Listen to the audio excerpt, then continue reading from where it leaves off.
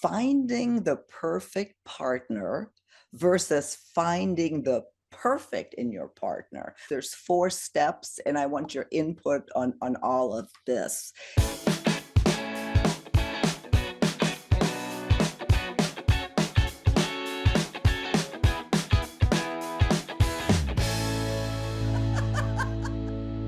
Thank you so much for joining us today on Second Act TV. Once again, I want to welcome back Joni Caldwell Lerner, the dating coach, relationship expert, motivational coach, and host of Wake Up with Joni. Thanks so much for being here again. Oh, thank you for inviting me. It's always a highlight, to be honest. Well, I am so looking forward to our conversation today because this is, again, found another article and I said, oh my gosh, this is so perfect for Joni. The title, Finding the Perfect Partner versus Finding the Perfect in Your Partner. I mean, you've referenced this so many times. I love this. There's 4 steps, and I want your input on all of this. Anything you want to say before we get going here? Well, I think it's very much aligned with conversations that you and I have had before. Not looking for the perfect, because there is no perfect. It doesn't exist. Part of the adventure of being human is that imperfection. It is the challenge of things that are maybe not what we thought we wanted, right, but are perfect for our evolution.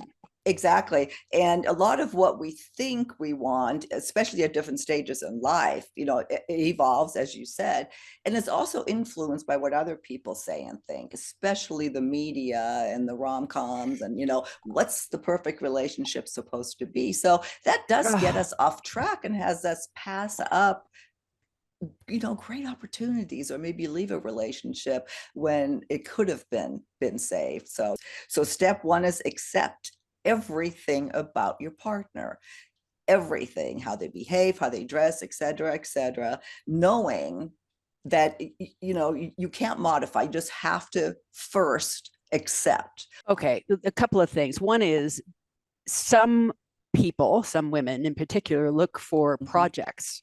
They treat their man like a project. He doesn't want to be a DIY project. There's go on a YouTube channel. Yeah. He just wants to be accepted for himself in the relationship, as do I as a woman, right? Man, women, whatever.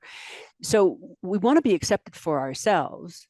We don't, if we think we can change them, who they are as beings, one, eventually they're going to buck, they're going to fight back, and they're going to push you away. Yeah.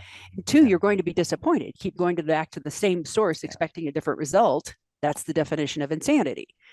So if we just accept our partner as who they are, and they may have some little habits or something that you and I have talked about these things before, that can be changed or whatever, but who they are as human beings are, that's not our business to try to change them. Right. So yeah, take a deep breath and just accept the person. That is step 1, and from then on you can learn to find the perfect is kind of what they're saying here. Well, let's go on to step 2. Stop comparing who you're with to your exes. That this is a common pattern, they say, we all tend to do, either consciously or subconsciously, unless we make an effort to stop. I'm going to throw it over to you. I have a little bit of a different view here, but go ahead, and what do you think? Well, I think one of the things that they talked about in that article was, if you're going to begin to think of your ex, then think about the entire journey, the documentary series, right, not the highlight reel. I love that. Look at the whole thing. Now, I was married, as everyone knows out there, for almost 30 years. So of course, that person was a huge part of my life. I don't just suddenly stop thinking about that person. So every once in a while, I will catch myself doing a comparison thing. But the key word is catch. I don't let it get in the way, and I don't necessarily think it's true. I just notice it. Right. Well, and they're saying that there's a reason it didn't work out with your ex. that Yes. you're not with them. So don't compare. I guess it's how you compare. And that's what I was referencing in the beginning is I don't really, because they said, that we all tend to do this. I tend to, and that's my fault, like compared to others, oh gosh, if he was only like this, like that. It's not necessarily an ex, but I do get that. I do get that the exes, maybe it is subconsciously, even with me, is that there's a comparison to the past, and then which keeps us in the past and not going forward, present relationship. Well, in some ways, if you compare to the Yeah. past and you go, wow, I'm so glad that I have this now than Yes. what I had before. In that case, yay. Mm-hmm. But if we're comparing the person to other people, I would invite you and I would invite me and I would invite everyone to just go, this is my person. This is my perfect person. He's not a perfect person, but he's my perfect person. For me, in this place, in this part of my life, it is absolutely stellar. And I don't know about anybody else out there. Every once in a while, if somebody every once in a while, something could be irritating. But it's a behavior, it's a thing. I go to, but look who this man is. What an extraordinary being. Look at the difference that he makes. Look at what he's doing in the world, in his life. Look at how he treats me. I shift into what is true. And these are just little nitpicky things that are stupid to focus on, because what you focus on grows. Right, exactly. And that's what they said, if you just throw the little stuff out right away, accept the person as they are, see them as they are. And if there are deal breakers, that's why we have to know what the deal breakers are. If there's deal breakers, then nothing we talk about today applies, because you have to be true to yourself too if there's a deal breaker. So thank you and only you can decide what the deal breakers are, and of course any abuse, all of that stuff, that is the deal breaker for anyone. But yes, you're right. I mean, it is all about what is your truth, what is your deal breaker. Right, exactly. Step 3 here.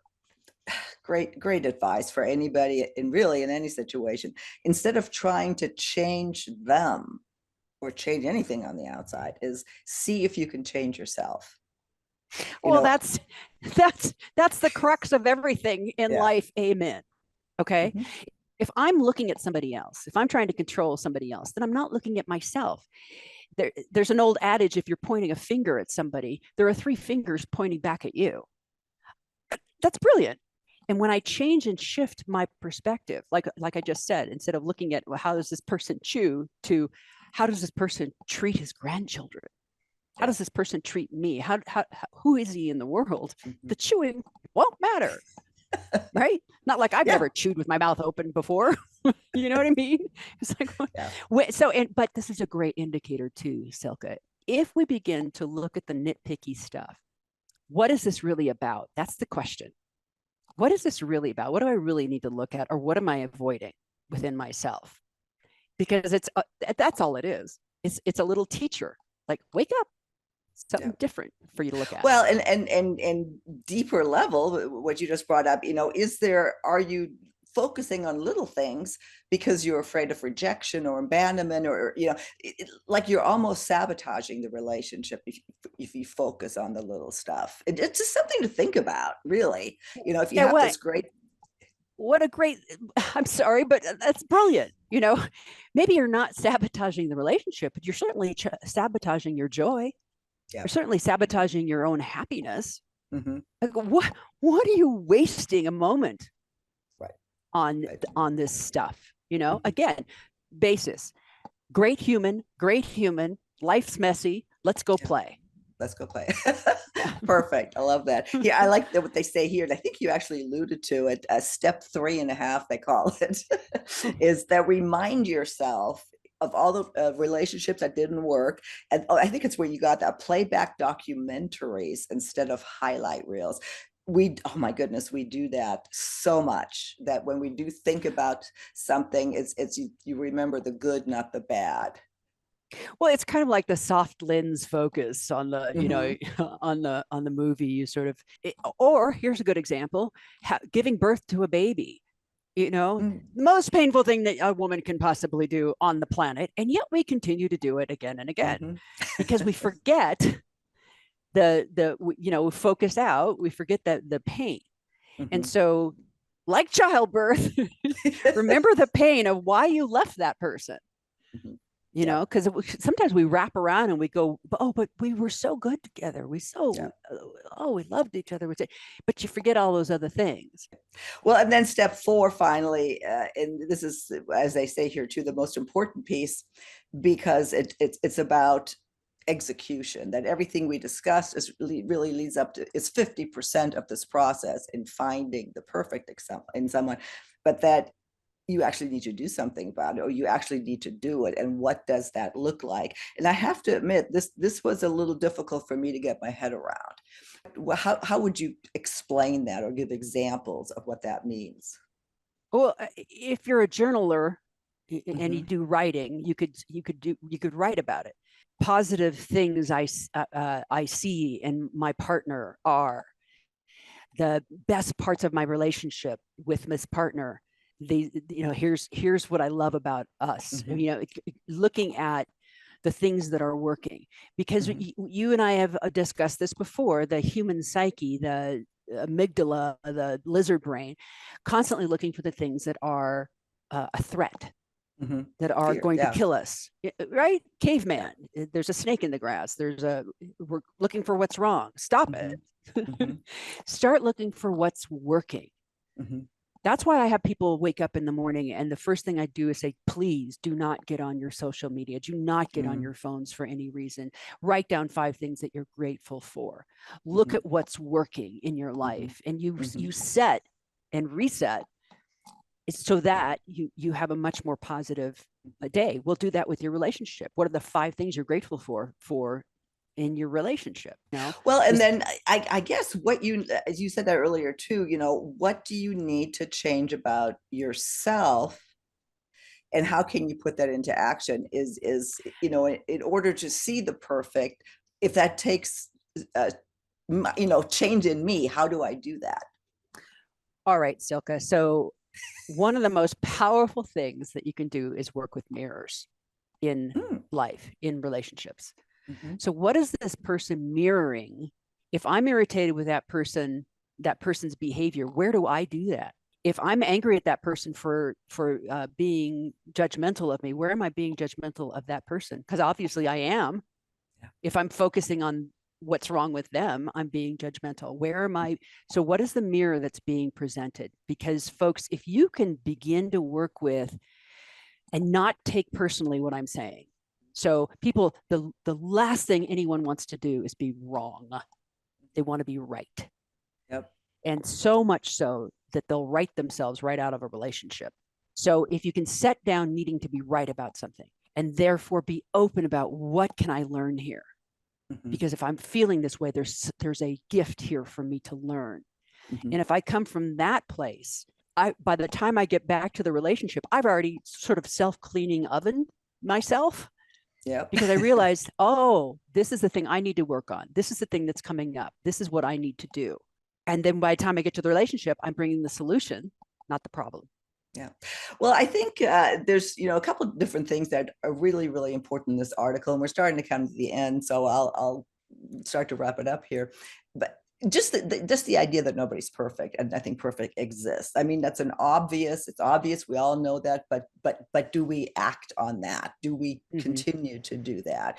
And then just the need for taking responsibility for you. You're Mm-hmm. the only one that can change anything. The only thing you can change is yourself. Nothing around you, in a sense, at least of another person. It's all right here, and that everybody, I think, needs to be reminded of that, including me. Well said. Well said. And if you think about it, if a person needs another person to be perfect, that means that they need themselves to be perfect. That's where they're coming from. There's your mirror. Mhm. Usually, perfectionism comes from a coping mechanism learned in childhood. If I'm perfect, then I'll be loved. If I'm not perfect, then I'm going to be abandoned. If I'm abandoned, I'm going to be alone. If I'm alone, I'm going to die. It gets down to survival, Yeah. right?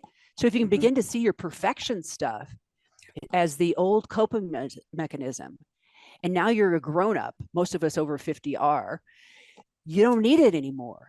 Mm-hmm. Maybe try something else that's going to bring you self acceptance, Yeah. which will bring the ability to accept others, Right. which will bring Right. more joy, which will create more joy, and so on and so forth. Well, and we hope that, these kind of discussions do help you get more joy in your relationships. Again, this is not that every relationship can or should be changed. You really need to, and they say this right up front, think about what it is that you want and make sure it's what matters. So Joni, thank you. I love this discussion. I knew you would like it. And there's so much great information. I'll link to the article so you can read it yourself. Because I mean, like I said, it touched me. It did. There was a few aha moments in there for me. So, and if you want to talk to Joni, if you need some extra help, maybe talking about this stuff or something that's going on in your life, she's such a wonderful coach. We have all contact information in the show notes below. There's a Calendly link. Get you to Joni directly, just for our Second Act TV viewers. And of course, I will link to your podcast, Wake Up with Joni. And I look forward to having you back again soon on Second Act TV.